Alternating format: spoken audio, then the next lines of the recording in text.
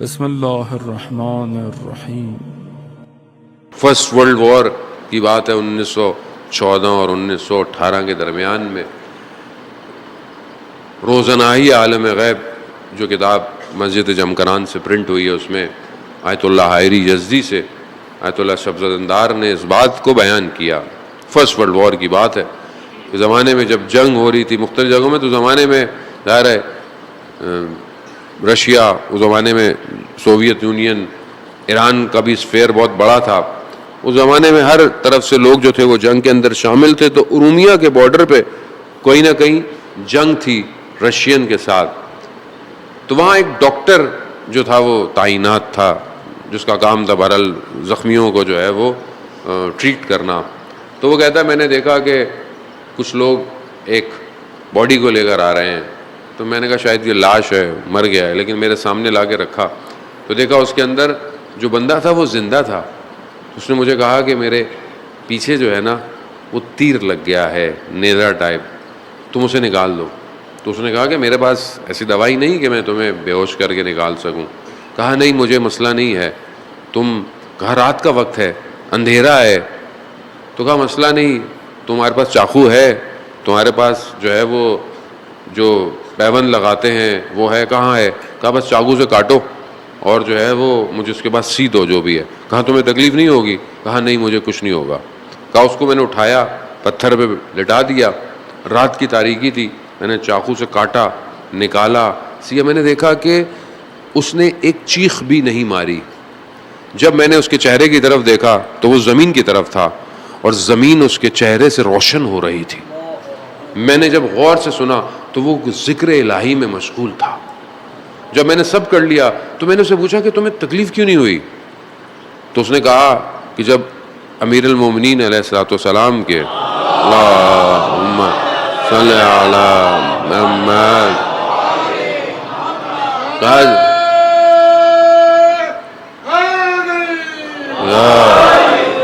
کہا کہ جب مولا امیر کے پاؤں میں سے تیر نکالا گیا تو کیا مولا کو کوئی تکلیف ہوئی؟ کیونکہ خدا کے سامنے حاضر پا رہے تھے اپنے آپ۔ کہا میں بھی اپنے آپ کو خدا کے سامنے حاضر پا رہا ہوں، ان کا ماننے والا ہوں، تو میرے وجود کو کوئی تکلیف نہیں ہو رہی۔ کہا میرے لیے بہت عجیب تھا کہ کوئی ایسا شخص۔ پھر ایسے میں مجھے خبر ملی کہ جو ہے وہ فوج جو ہے وہ بارڈر کی طرف آ رہی ہے، لیکن انہوں نے کہا کہ بتانا نہیں فوجیوں کو، ڈاکٹر نے، کہ کہیں لوگ ڈی موٹیویٹ نہ ہو جائیں، ڈر نہ جائیں، ہم اس کو آہستہ آہستہ میں ان کو پیچھے لے جائیں گے۔ تو یہ بات میں نے اس شخص سے ذکر کی تو اس نے بولا کہ پریشان مت ہو، یہ فوج واپس پلٹ جائے گی، تم پریشان نہ ہو۔ لیکن میں نے جب یہ بات کسی اپنے ہیڈ کو بتائی تو انہوں نے کہا کہ نہیں، یہ لوگ ایسی باتیں کرتے ہیں۔ لیکن یہ ہوا، بعد میں خبر آئی کہ فوج واپس چلے گئی۔ جب یہ دو چیزیں میں نے اس میں سے دیکھی تو میں نے کہا یہ عام آدمی نہیں ہے، یہ کوئی خاص آدمی ہے۔ میں نے اس سے پوچھا کہ تم کون ہو، کہاں سے آئے ہو، اور یہ تمہیں ساری باتیں، یہ انفارمیشن، نالج تمہارے پاس کہاں سے آیا؟ تو اس نے کہا کہ میں وقت کے امام کے چند ساتھیوں میں سے ایک ساتھی ہوں۔ کہا کہ ہماری بہرحال ڈیوٹی لگی ہوئی ہے اور ابھی ہم 4 لوگ ہیں۔ اس نے جگہوں کا نام لیا، ایک مراکش میں ہے، ایک جو ہے وہ کسی یورپ کے کسی ملک کا نام لیا، ایک میں ہوں اور ایک اور کوئی اور ہے۔ ابھی ہم، تو اس نے بولا اللہ نے جب تمہیں اتنی طاقت دی ہے تو تم سامنے والی فوج کو ختم کیوں نہیں کر سکتے؟ کہا ہمارا اختیار لمیٹڈ ہے، محدود ہے، ہمیں بس اتنا کہا گیا ہے کہ تم لوگوں کی حفاظت کرنی ہے، اور جو بھی مولا کے ماننے والے ہیں ہمارا کام ہے آج، اگر آپ کو لگتا ہے، اور یہ ہونا بھی یہی چاہیے، آپ کا یقین ہونا چاہیے، اور یہ یقین کسی خطیب کے جملے نہیں ہیں، یہ خود امام زمانہ جل اللہ تعالیٰ فرجہ شریف، اللہم صلی علی محمد،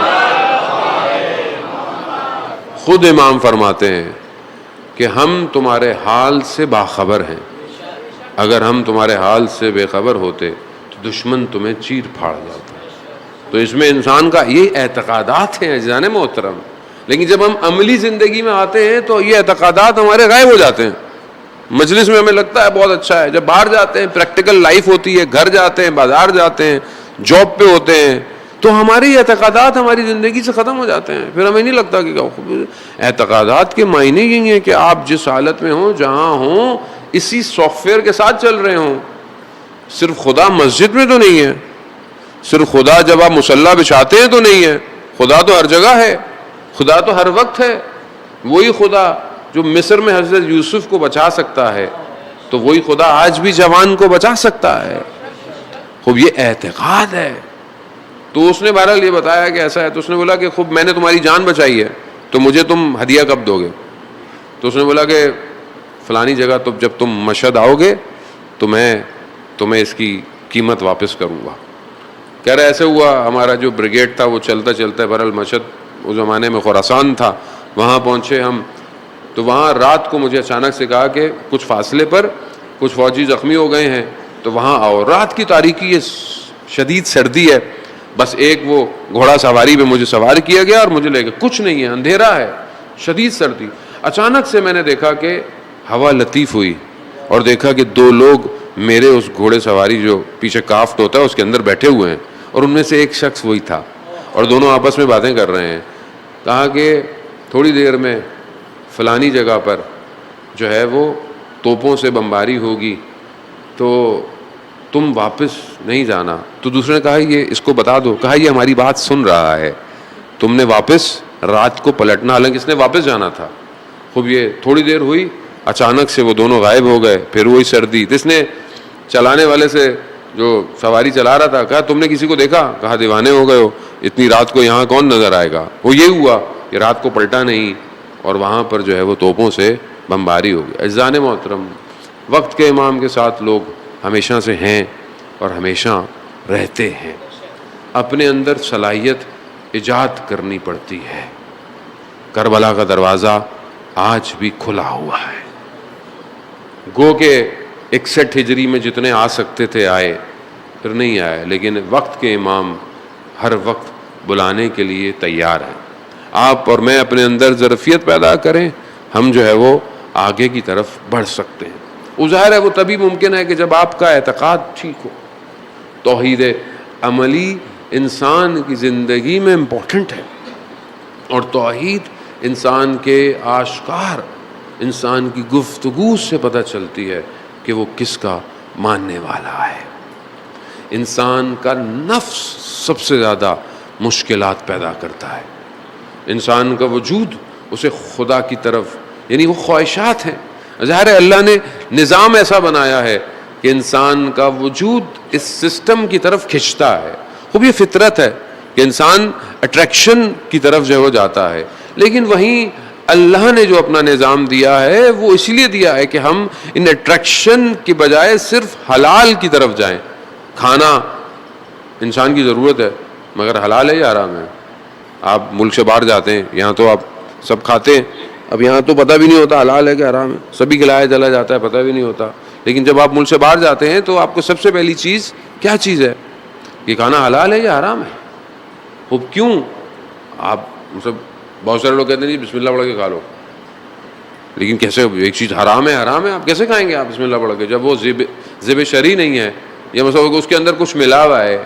تو اس کا چیز کیا چیز ہے؟ ایک آدمی بہت جستجو کرتا ہے, کہتا ہے مثلا اس کے اندر کیا ڈلا ہوا ہے, یہ ڈلا ہوا ہے, کیوں ہے یہ آپ کا اعتقاد ہے, یہ آپ کے اندر توحید راسخ ہو چکی ہے. آپ بھوکے رہنا پسند کرتے ہیں مگر آپ ایک بسکٹ بھی نہیں کھائیں گے کہ اگر اس کے اندر کوئی چیز حرام ہے. خوب یہ چیز, یہی چیز آپ کو ہر جگہ بتاتی ہے کہ آپ قیامت کو مد نظر رکھے ہوئے ہیں, آپ حدود الہی کو مد نظر. لیکن انسان کی خواہشات, انسان کا نفس اس کو ہر وقت آگے کی طرف لے کے چل رہا ہے. اور یہ اتنا خطرناک ہے کہ بعض اوقات انسان ریاضتیں کرتا ہے, انسان پریکٹس کرتا ہے, اپنے آپ کو مجاہدت میں ڈالتا ہے, لیکن اس وقت بھی بعض اوقات وہ نفس ہوتا ہے. یعنی آپ دیکھیں کہ بعض اوقات انسان اپنے نفس کی وجہ سے نماز پڑھنی ہے ماشاءاللہ, مسجد میں پڑھنی ہے بہت زبردست, پہلی صف میں پڑھنی ہے بہت اچھی بات ہے. اب تھوڑی سی دیر ہو گئی, پہلی صف میں نہیں پہنچے, اب اندر کھلبلی مچ گئی, آج میں پہلی صف میں نہیں بیٹھا, لوگ کیا سوچیں گے, آج میں دیر سے آیا. ہمارے زمانے میں تو بزرگ جو تھے وہ اپنی سجدگاہیں پہلی اگلی صف میں رکھ دیتے تھے, کسی کی مجال بھی نہیں ہوتی تھی کہ لوگ اگلی صف میں آگے بیٹھیں. ویسے بچوں کو بھگا دیا جاتا ہے ہماری مسجدوں میں. عزیزان محترم, بچوں کو نہ بھگائیں مسجد سے. آج آپ بچے کو مسجد سے بھگائیں گے, کل کبھی بھی وہ نہیں آئے گا. اللہ کی مرضی, آپ کھیلنے دیں بچوں کو, چاہے سجدے اٹھ کے بھاگتے ہیں بھاگنے دیں, کھیلنے دیں. وہ یہاں پہلی صف میں نہیں پہنچا, لوگ کیا سوچیں گے؟ میں روز مجلس میں آگے بیٹھتا ہوں, آج مولانا کو نظر نہیں آؤں گا, مولانا کیا سوچیں گے؟ بھائی میں کیا سوچوں گا, میرے لیے تھوڑی آ رہے ہیں آپ, امام کے لیے آ رہے ہیں آپ. اور یہ نفس انسان پوری زندگی گزار دیتا ہے, لیکن اسے یہ نہیں پتا ہوتا کہ یہ خدا کے لیے نہیں کر رہا, نفس کے لیے کر رہا ہے. یہی چیز میں خاموش رہوں, میں یہ بات سنوں, خوب یہ نفس ساری زندگی انسان کو دھوکہ دیتا ہے. سب سے بڑی مجاہدت اسی کے ساتھ ہے, اور یہ تب تک ممکن نہیں جب تک آپ اپنے پروردگار کی معرفت حاصل نہ کریں. انسان اپنے آپ کو سکین کرے, اپنے آپ کو, جتنا انسان خود اپنی چیزوں کو بہتر کر سکتا ہے کوئی اور نہیں کر سکتا. خود انسان کو احساس ہو, اپنا آپ کو آئینے میں دیکھے, اپنے نفس کو کیٹر کرے, اور یہ تب ممکن ہے جب آپ پریکٹس کریں. آج کے دور کے اندر محاسبہ بالکل نہیں ہے. وہ انسان کیسے اپنے آپ کو سکین کرے؟ دنیا کی کوئی چیز سکین تو نہیں کر سکتی آپ کے بیماریوں کو, جو آپ کے نفس کی, روح کی بیماریاں ہیں, اس کو آپ نے خود کرنا ہے. آپ اگر رات کو وضو کریں سونے سے پہلے, اور اگر آپ مصلی بچھا کے بیٹھ جائیں, تو آپ خدا کی بارگاہ میں پورے دن کو ریوائنڈ کریں, چیک کریں میں نے پورے دن میں کیا کیا, میں نے جملہ غلط کہاں بولا, میں نے نگاہیں غلط کہاں اٹھائیں, میں نے سوچا غلط کیا. تھوڑی سی دیر لگتی ہے, اب اس کو سوچیں. اگر ایک رپورٹ سامنے آ جاتی ہے اور اس میں آ جاتا ہے یہ نیگیٹو ہے یہ پازیٹو ہے, وہ بلڈ بھی تو ٹیسٹ کراتے ہیں آپ, تھوڑی دیر میں رپورٹ آ جاتی ہے, کلر یہ ہے فلانا, یہ ہے ہیموگلوبن, یہ ہے وائٹ پلیٹس, یہ ہیں کولیسٹرول اتنا ہے, سب کچھ اتنا ہے. وہ بلڈ میں بھی تو آ جاتا ہے نا, ایک قطرے سے انسان کو پتہ نہیں کیا کیا پتہ چل جاتا ہے. خوب آپ خدا سے اگر مدد مانگیں تو خدا آپ کے وجود میں ان قطروں کو ایجاد کرے گا کہ نہ صرف اپنے آپ کو بلکہ اپنے اطراف کی بیماریوں کو بھی دیکھنا شروع کر دیں گے. خوب ایجاد کریں. سید الشہداء کے ماننے والے ہیں, اپنے آپ کو بلند کریں.